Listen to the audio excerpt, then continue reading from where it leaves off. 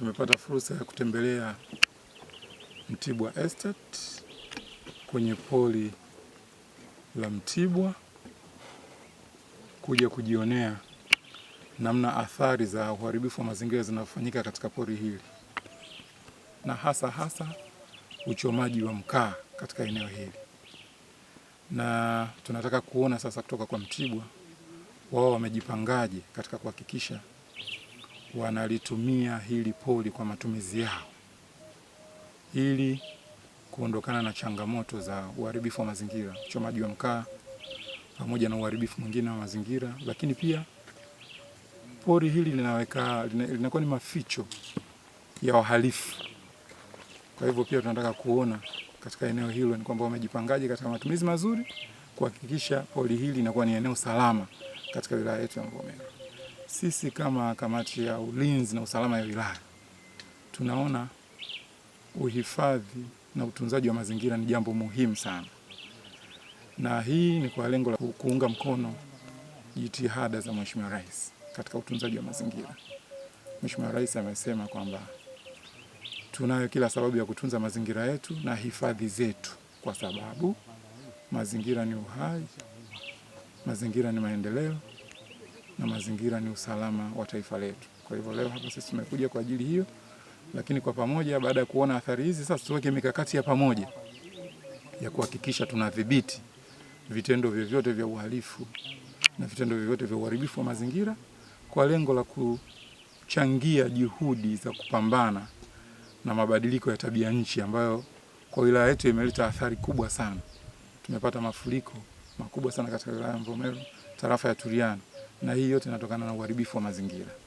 Kwa hivyo sisi kama kamati ya usalama ya wilaya tumekuja kujionea kwa lengo sasa la kutoa aidha ushauri ama kutoa maelekezo na kuchukua hatua stahiki za haraka kwa ajili ya kudhibiti hali iliyojitokeza.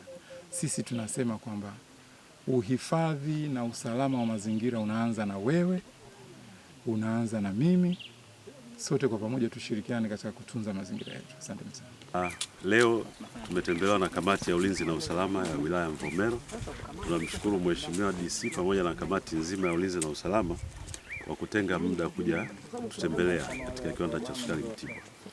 Kwanza tunashukuru serikali ya Jamhuri ya Muungano wa Tanzania kwa sapoti ambayo inaendelea kuitoa katika maendeleo, katika uwekezaji huu katika sekta ya sukari. Kiwanda cha sukari Mtibwa kimekuwa kikiendelea kupata kuendelea katika uzalishaji, kuongeza uzalishaji mwaka hadi mwaka kutokana na sapoti kubwa ambayo inatolewa na serikali. Kwa hiyo katika upande huu wa mazingira pia kampuni imekuwa inatunza mazingira kwa kiasi kikubwa.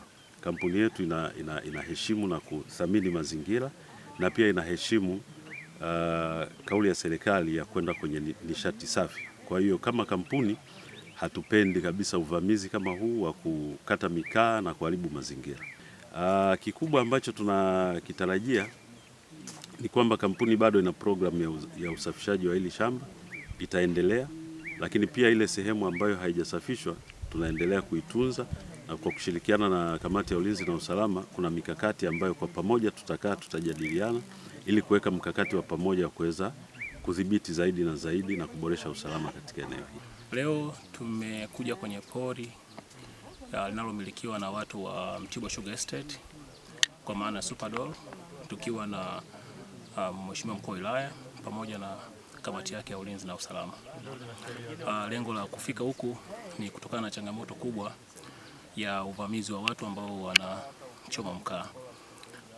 Sasa kutokana na changamoto hiyo kubwa inaathiri sana mazingira yetu ya wilaya ya Mvomero, lakini pia inasababisha kuto kufuatwa zile taratibu za uvunaji wa mazao ya misitu, mkaa ukiwemo.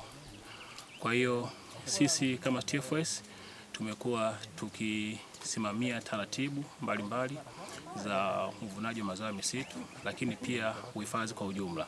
Na wakati tunatekeleza shughuli zetu za doria kwenye haya mapori, hususan ile pori la Superdol, Humu ndani tumebaini matanuri mengi sana ya mkaa. Mathalan, doria iliyopita tumebaini matanuri yasiyopungua 90 ya mikaa, lakini pia tumebaini makambi ambayo watu wanaishi, hao wachomaji wa mikaa wameweka makambi huku ndani, makambi yasiyopungua 26.